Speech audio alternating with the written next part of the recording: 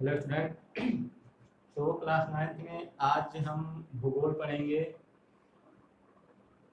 और भूगोल का जो पहला चैप्टर है भारत, आकार और स्थिति, यानी कि इस चैप्टर में हम भारत के आकार और उसके विभिन्न स्थितियों के बारे में अध्ययन करेंगे। तो ये जो हमको पढ़ना है भूगोल, सबसे पहले भूगोल किसे कहते हैं, जैसे कि हमने इतिहास के बारे में जाना, इतिहास किसे कहते हैं, इतिहास की परिभाषा बताया। नागरिक शास्त्र भी पढ़ चुके हैं, नागरिक शास्त्र क्या होता है ये भी सामाजिक अध्ययन का ही भाग है, इतिहास और नागरिक शास्त्र। इसी के साथ साथ भूगोल भी जो है वो नागरिक शास्त्र का ही भाग है।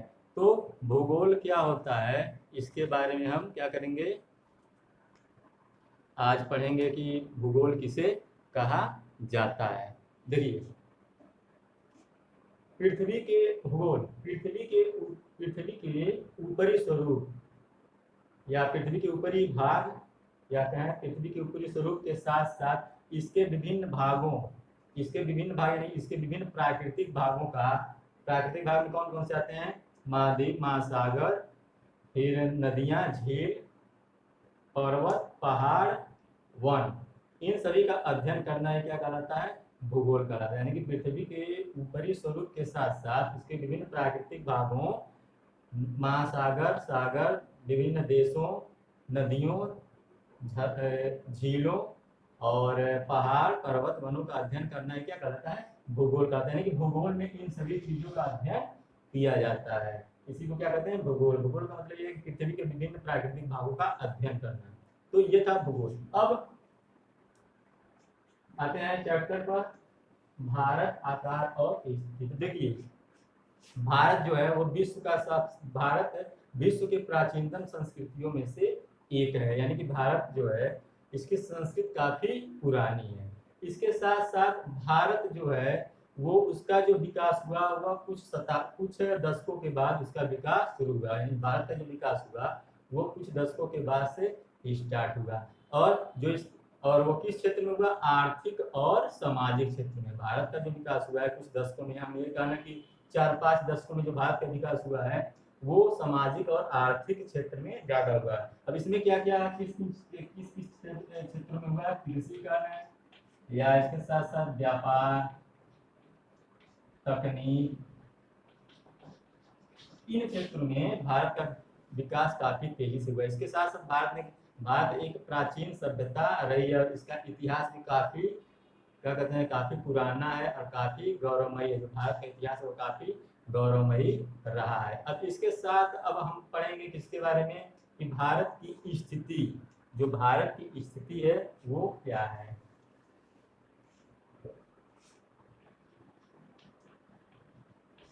भारत की स्थिति देखिए, तो जो भारत है हम सभी को मालूम है, भारत एक विशाल देश है। भारत कैसा देश है, भारत एक विशाल देश है। और यह कहाँ पे, उत्तरी गोलार्ध में। ये गोलार्ध में कहाँ पे है, उत्तरी गोलार्ध में है। और ये 8 अंश 4, ये उत्तरी गोलार्ध में है और 8 अंश 4 देशांतर उत्तर से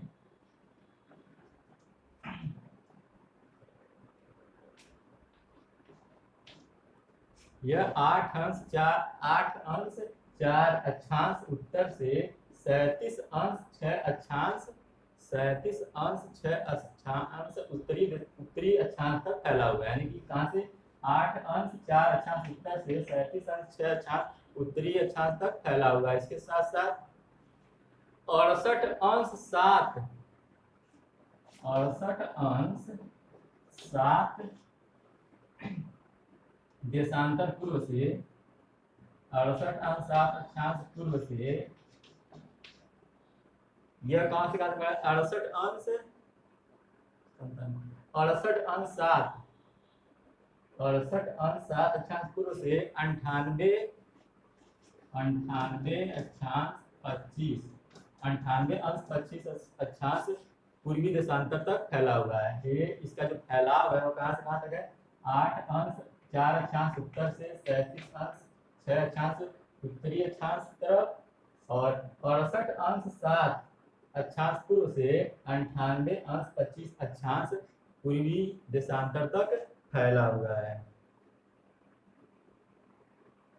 अब भारत जो है, हम सभी को मालूम है, भारत के बीचों बीच कर्क रेखा गुजरती है, और वो कहाँ से गुजरती है? 23 अंश 30 अक्षांश।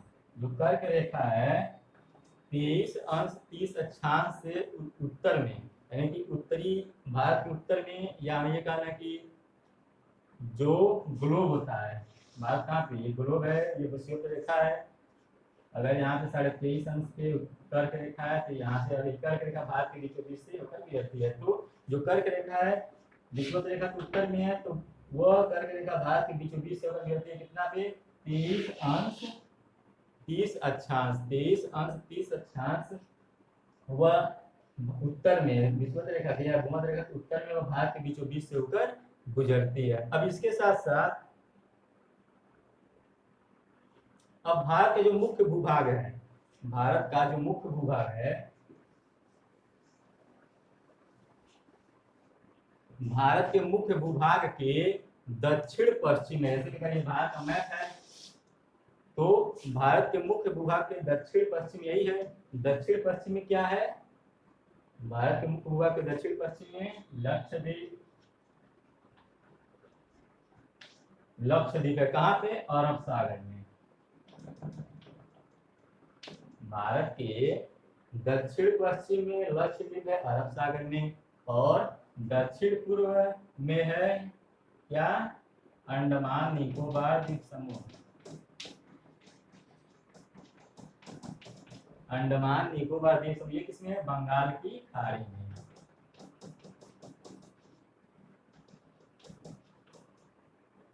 भारत के दक्षिण में, दक्षिण पश्चिम में लक्षद्वीप है, कहाँ पे? अरब सागर में, और दक्षिण पूर्व में क्या है? अंडमान निकोबार द्वीप समूह, बंगाल की खाड़ी में। तो ये है भारत की स्थिति।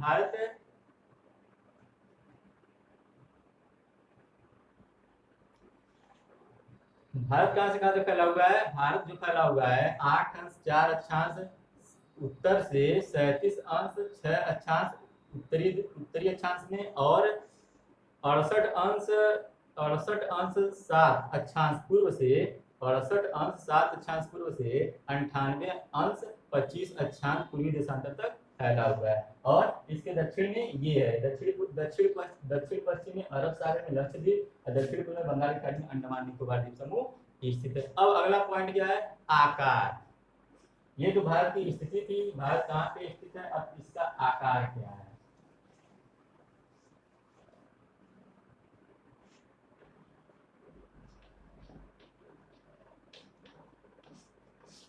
भारत का आकार देखिए, भारत का जो भूभाग है, यानी कि जो भारत का भूभाग है वो कितना है? 32.8 लाख वर्ग किलोमीटर।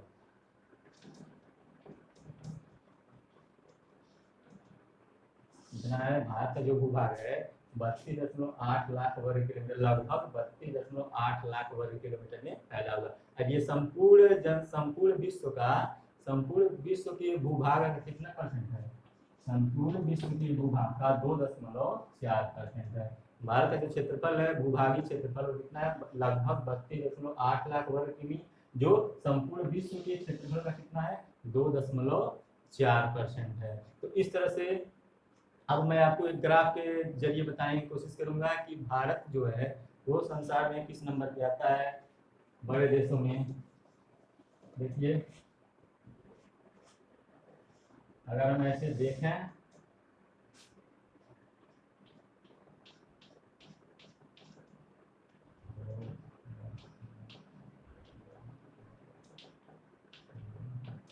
देखिए ये जो है ये लाख वर्ग किलोमीटर है, 10 लाख वर्ग किलोमीटर।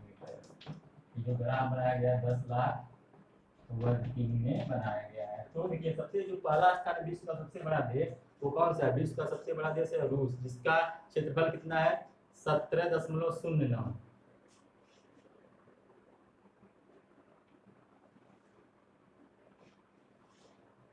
यह है रूस, 17.09 वर्ग लाख वर्ग किलोमीटर। मतलब इसका ये होगा कि 1,70,90,000 वर्ग किलोमीटर में ये फैला हुआ है। उसके बाद दूसरे नंबर पे किसका नाम आता है? दूसरे नंबर पे आता है अमेरिका, जिसका क्षेत्रफल कितना है? 9.98।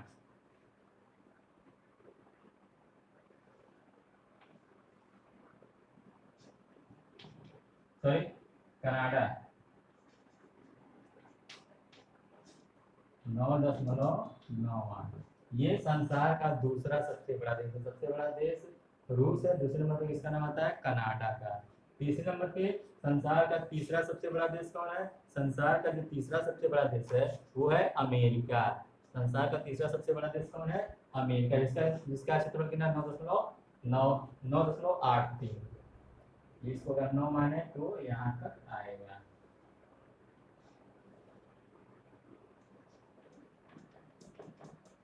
नौ 9.83। उसके बाद जो संसार का चौथा सबसे बड़ा देश है वो कौन है? संसार का चौथा सबसे बड़ा देश है वो है चीन, 9.60।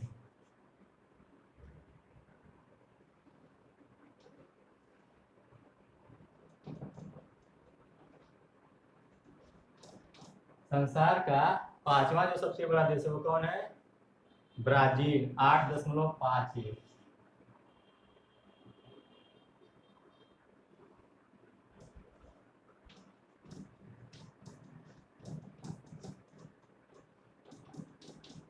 फिर 7.69 के साथ ऑस्ट्रेलिया, और फिर 3.12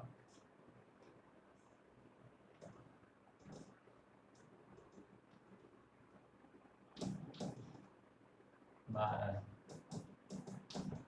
ये है ग्राफ। देखिए विश्व का सबसे बड़ा देश कौन है? रूस है, दूसरे पे कनाडा, तीसरे पे अमेरिका, चौथे पे चीन, पांचवें पे ब्राजील, छठे पे ऑस्ट्रेलिया, छठे पे भारत। देखिए इसका मतलब क्या है? इसका मतलब ये है कि प्रति 10 लाख इससे गुणा कर दिया मालूम चल जाएगा। यानी कि 17.09 लाख वर्ग किलोमीटर का मतलब क्या है? 1,70,90,000 वर्ग किलोमीटर में रूस फैला हुआ है। ये जो कनाडा है वो, कनाडा जो है वो 99,80,000 वर्ग किलोमीटर में फैला हुआ है।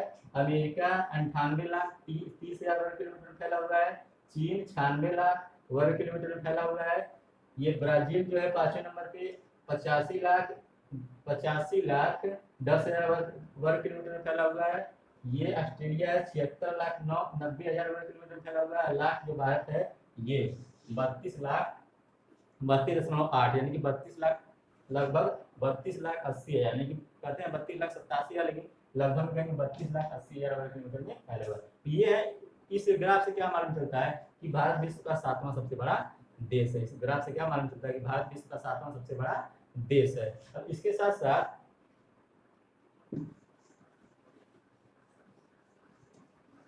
भारत का जो क्षेत्रफल, भारत का जो सीमा है, भारत का जो सीमा है, भूमि सीमा कहते हैं, जो स्थल सीमा है वो 15,200। ये भारत का आकार है। जो भूमि सीमा है 15,200 किलोमीटर है। और जो समुद्री सीमा है, अंडमान निकोबार द्वीप समूह और लक्षद्वीप को लेकर समुद्री जो सीमा है वो कितना है? 7,516.6 किमी, 7,516.6 किमी ये समुद्री सीमा है। समुद्री सीमा है और ये क्या है? स्थल सीमा है। तो भारत का ये क्षेत्रफल इस क्षेत्र में इस तरह से फैला हुआ है। अब अगला पॉइंट क्या है?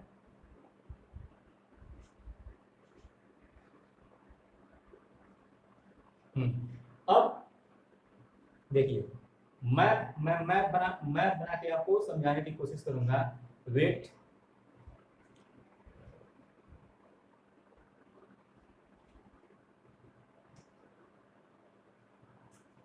सपोज ये इंडियन मैप है, उतना अच्छा मैप बना नहीं है, फिर भी देखिए अब जो भारत के उत्तर पश्चिम, उत्तर और उत्तर पूर्व है, यानी कि ये उत्तर हो गया, ये उत्तर पश्चिम हो गया और ये उत्तर पूर्व। तो यहाँ पे क्या है? ये नवीन वलय पर्वत है, इसे हिमालय पर्वत कहते हैं। ये बाद में बना था इसलिए नवीन वलय पर्वत कहा जाता है। तो ये है। इसके साथ साथ जो इसके दक्षिण में है, दक्षिण का जो पठार है, इसका दक्षिणी भूभाग है, वो 20 अंश पे, कितने अंश पे? 20 अंश के बाद से, क्योंकि भारत के बीचों बीच से कर्क रेखा गुजरती है 23.5 अंश से, तो 20 अंश के बाद, 20 अंश पे चौड़ा है, और 20 अंश के बाद से जैसे नीचे की तरफ हम जाएंगे हिंद महासागर की तरफ, तो ये क्या होता है? सकरा होता चला जाता है। ऊपर बीच में चौड़ा है, और नीचे की तरफ क्या होता है, सकरा होता है, चला जाता है। अब इसके पश्चिम में क्या है, इसके पश्चिम में अरब सागर और पूर्व में क्या है, बंगाल की खाड़ी। तो पश्चिम में अरब सागर है और पूर्व में बंगाल की खाड़ी स्थित है। अब आगे क्या है, देखिए गुजरात से अरुणाचल प्रदेश, ये गुजरात है और ये अरुणाचल प्रदेश है। गुजरात से अरुणाचल प्रदेश के समय में 2 घंटे का अंतर पाया जाता है। कितने घंटे का अंतर पाया जाता है, गुजरात से अरुणाचल प्रदेश के समय में कितने घंटे का अंतर पाया जाता है, 2 घंटे का अंतर पाया जाता है। अतः 82 अंश 30 पूर्व देशांतर रेखा को क्या कहते हैं, अतः 82 अंश 30 अक्षांश, इसीलिए 82 अंश 30 अक्षांश पूर्वी देशांतर रेखा को हम क्या कहते हैं, 82 अंश 30 अक्षांश पूर्वी देशांतर रेखा को यामियोत्तर या मानक देशांतर रेखा कहा जाता है। क्या कहते हैं, यामियोत्तर या मानक देशांतर रेखा कहा जाता है। अब ये जो रेखा है वो उत्तर प्रदेश के मिर्जापुर से गुजरती है। कहाँ से गुजरती है, उत्तर प्रदेश के मिर्जापुर से ये गुजरती है, इस तरह से ऐसे गुजरती है। उत्तर प्रदेश के मिर्जापुर से गुजरती है। इसी को क्या कहते हैं, यामियोत्तर रेखा या मानक देशांतर रेखा कहा जाता है। अब इस अक्षांश का प्रभाव क्या होता है, अक्षांश के प्रभाव से दक्षिण से उत्तर की ओर, अक्षांश के प्रभाव से दक्षिण से उत्तर की ओर दिन और रात में क्या होता है, अंतर इसीलिए पाया जाता है। या हम ये कह सकते हैं कि इस अक्षांश के कारण क्या होता है, दिन और रात की अवधि पर प्रभाव पड़ता है। तो ये यही क्या है, यहीं से जो 82 अंश 30 अंश की यामियोत्तर रेखा जो है, जिसे मानक देशांतर रेखा कहते हैं, यही से समय का, यहाँ से समय का निर्धारण होता है। अब क्या है, अब हम ये तो था भारत, अब यहाँ से हम पढ़ेंगे विश्व और भारत, यानी कि भारत तथा विश्व।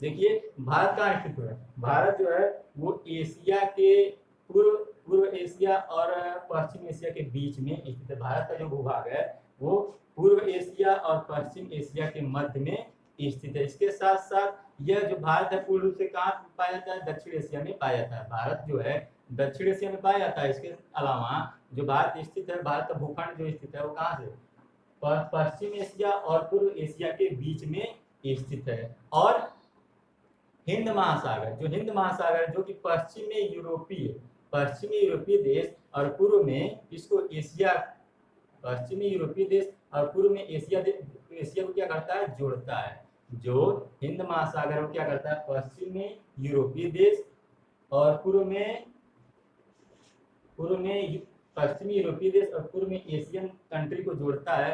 यह क्या करता है, भारत को एक विशिष्ट स्थिति प्रदान करता है, यानी कि क्या कह सकते हैं कि भारत को एक केंद्रीय स्थिति प्रदान करता है। और इसके साथ साथ हिंद जो महासागर है, हिंद महासागर के ये जो पठारी क्षेत्र है वो शीर्ष, हिंद महासागर के शीर्ष पर है, यानी कि जो पठारी क्षेत्र है, पठारी क्षेत्र वो हिंद महासागर के शीर्ष पर है। और वो क्या करता है, पठारी क्षेत्र जो है वो पश्चिमी एशिया और पश्चिमी एशिया के साथ साथ अफ्रीका और यूरोप, जो पठारी क्षेत्र वो पश्चिमी एशिया, अफ्रीका और यूरोप, और पूर्व में पूर्वी एशिया, पश्चिमी एशिया, अफ्रीका और यूरोप और पूर्वी एशिया को क्या करता है के बीच निकटतम संबंध स्थापित करता है। कौन, ये दक्षिण का पठार जो है वो पश्चिमी एशिया और यूरोप और अफ्रीका के साथ साथ पूर्वी एशिया के देशों के बीच निकटतम संबंध स्थापित करता है। अब जो हिंद महासागर है वो क्या है, हिंद महासागर की जो भारत की जो सीमा है हिंद महासागर में, उस तरह की सीमा किसी अन्य देश के पास नहीं है। भारत की जो सीमा है हिंद महासागर में उस तरह की किसी और देश के पास नहीं है। इसलिए क्या होता है, इसलिए भारत के नाम पर इस हिंद महासागर का नाम पड़ा, क्योंकि इसकी जो महत्ता है वो काफी ज्यादा है। क्योंकि भारत की जो सीमा है वो अन्य देशों की, हिंद महासागर में भारत की जो सीमा है उस तरह की सीमा अन्य देशों की नहीं है, इसी कारण इसका नाम पड़ा। ये एक और पॉइंट है कि ये जो 23-23.5 रुपए कर्क रेखा गुजरती है वो भारत के 8 राज्यों से होकर गुजरती है। ये मैंने नहीं बताया कौन कौन से राज्य हैं, गुजरात और इसके बाद राजस्थान, मध्य प्रदेश, फिर छत्तीसगढ़, झारखंड, बंगाल, पश्चिम बंगाल, उसके बाद मिजोरम और त्रिपुरा। ये जो कर्क रेखा है वो भारत की कर्क रेखा यही है, ऐसे ऐसे गुजरती है। वो भारत के 8 राज्यों से गुजरती है, राजस्थान, गुजरात, मध्य प्रदेश, छत्तीसगढ़, झारखंड, पश्चिम बंगाल, असम, सॉरी त्रिपुरा और मिजोरम। तो 8 राज्यों से होकर ये गुजरती है कौन, कर्क रेखा, जो 23.5 अंश पे है, भारत के बीचों बीच से होकर गुजरती है 23 अंश 30 अक्षांश उत्तर में यह पाई जाती है, जो भूमध्य रेखा उसके उत्तर में पाई जाती है। अब हम क्या पढ़ेंगे, अगला पॉइंट क्या है, हाँ एक पॉइंट और,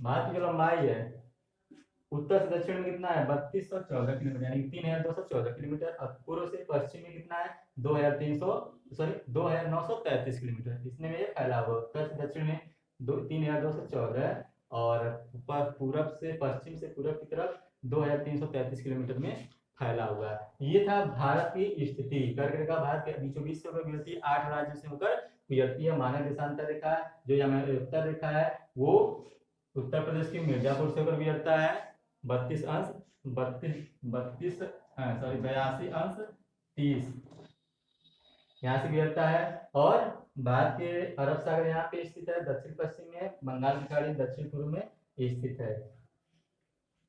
गुजरात और अरुणाचल प्रदेश के बीच 2 घंटे का अंतर पाया जाता है। अब हम क्या पढ़ेंगे इसके बाद, हाँ देखिए, अब जो भारत है, भारत का विश्व के देशों के साथ काफी प्राचीन संबंध रहे हैं। ऐसा नहीं है कि ये संबंध काफी नया, विश्व के देशों के साथ काफी प्राचीन संबंध रहे हैं। और रास्तों का उपयोग किया जाता है, यानी कि आवागमन के लिए या वस्तुओं का आदान प्रदान करने के लिए स्थल मार्गों का प्रयोग किया जाता था। किस मार्ग का, स्थल मार्ग, क्योंकि उस समय जल मार्गों की खोज नहीं हुई थी। प्राचीन समय में जल मार्गों की खोज नहीं हुई थी, स्थल मार्गों का प्रयोग किया जाता था। अधिकतर जो विदेशी थे वो कैसे आते थे, ये पर्वत के रास्ते, उत्तरी पर्वत के रास्ते जो दर्रे थे उस रास्ते से भारत में प्रवेश करते थे। उस दौरान क्या होता था कि भारत का, देखिए भारत का दक्षिण एशिया, पश्चिम एशिया, मध्य एशिया और पूर्वी एशिया के साथ काफी घनिष्ठ संबंध रहे हैं। प्राचीन समय में भारत का दक्षिण एशिया, मध्य एशिया, पश्चिम एशिया, पूर्वी एशिया के साथ घनिष्ठ संबंध रहे हैं और वे वस्तुओं का आदान प्रदान करते थे। यानी कि देखिए, भारत की जो तमाम उपनिषद के विचार हैं, रामायण है, पंचतंत्र की कहानियां हैं, और इसके अलावा अन्य चीजों का वे उन देशों में प्रभाव पड़ा, क्योंकि वे यहाँ पे आते थे। इसके अलावा भारत से बहुत सारी वस्तुएं वहां पे जाती थी बेचने के लिए, जैसे कि सूती वस्त्र हो गया, यानी कपड़े हो गए, और इसके अलावा सूती वस्त्र, कपड़े, और इसके अलावा क्या था, मसाले, हाँ मसाले, सूती वस्त्र, कपड़े, मसाले, और इसके अलावा जो दशमलव प्रणाली है वो या अंक गणितीय प्रणाली है वो सभी भारत से विदेशों में गए। विदेशों से भारत में क्या है, विदेशों से भारत में जो पश्चिमी यूरोप से, पश्चिमी एशिया से स्थापत्य कला, यानी कि स्थापत्य कला जो वास्तुकला, ये पश्चिमी एशिया से वास्तुकला, और जो एक और देश था यूनान, पश्चिमी एशिया से स्थापत्य कला और यूनान से वास्तुकला भारत में आए। तो ये रहा भारत का विदेशों से संबंध, जो कि काफी पुराना रहा है। और जब समुद्री रास्तों की खोज नहीं हुई थी तो पर्वतीय रास्तों से, दर्रों के रास्ते से विदेशी भारत में आते थे और वस्तुओं का विनिमय होता था, यानी कि आदान प्रदान होता था। अब जो पॉइंट है हम पढ़ेंगे इसमें का लास्ट पॉइंट, भारत के पड़ोसी देश।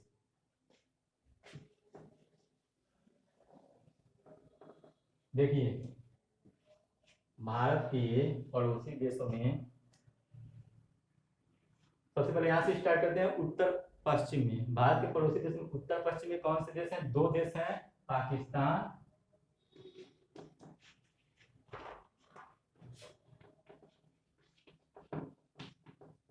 और अफगानिस्तान।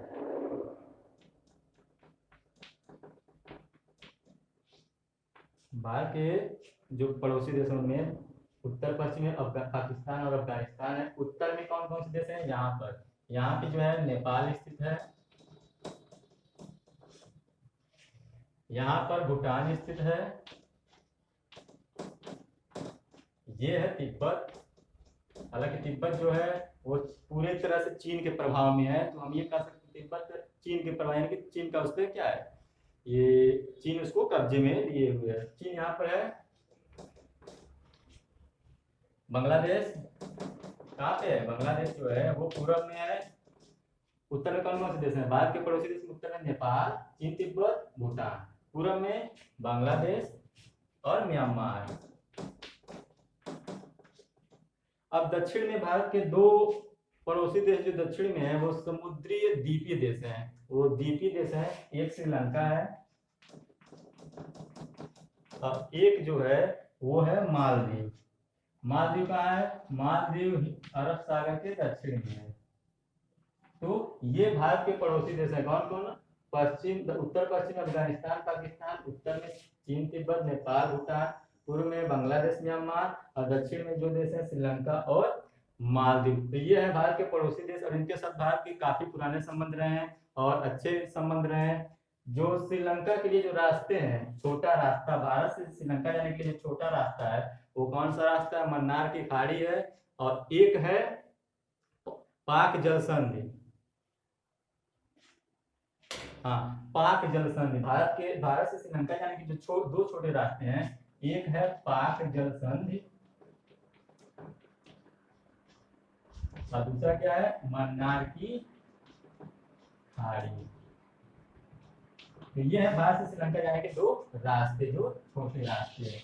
तो और जितने भी देश है भारत के, जो जितने भी ये देश है पड़ोसी देश, पड़ोसी देश का मतलब क्या होता है? जिन देशों की सीमाएं एक दूसरे से मिलती जुलती उन्हीं को पड़ोसी देश कहा जाता है। या तो वो सीमाएं स्थल रूप से भी हो सकती हैं, जल रूप से भी हो सकती हैं। यानी कि पड़ोस का मतलब क्या होता है? जैसे हमारे घर के अगल बगल जो लोग रहते हैं उन्हीं को पड़ोसी कहा जाता है। उस तरह से पड़ोसी देश भी होता है कि एक देश से दूसरे देश की सीमाएं, जब जिस देश की सीमाएं एक दूसरे देश से आपस में मिलती हैं वही पड़ोसी देश कहलाते हैं। चाहे वो समुद्री रास्ते समुद्री हो सकते हैं, यानी कि जल से संबंधित हो सकता है, या स्थल भूभाग भी हो सकता है, जो आपस में मिलता जुलता हुआ पड़ोसी देश कहलाते हैं। तो ये इन सभी पड़ोसी देशों के साथ भारत के जो संबंध रहे वो काफी अच्छे रहे हैं, मित्रतापूर्वक रहे हैं। उस अगर पाकिस्तान को या इस टाइम पे चीन को छोड़ दिया जाए तो अन्य देशों के साथ भारत के संबंध काफी अच्छे रहे। तो आई होप आपको ये पहला अध्याय जो था भारत की आकार और स्थिति समझ में आया होगा। इसको वीडियो को देखने के बाद जो क्वेश्चन दिया था उसको टाइम से करते रहिए, उसको याद भी करते रहिए। तो आज के लिए इतना ही। Thank you.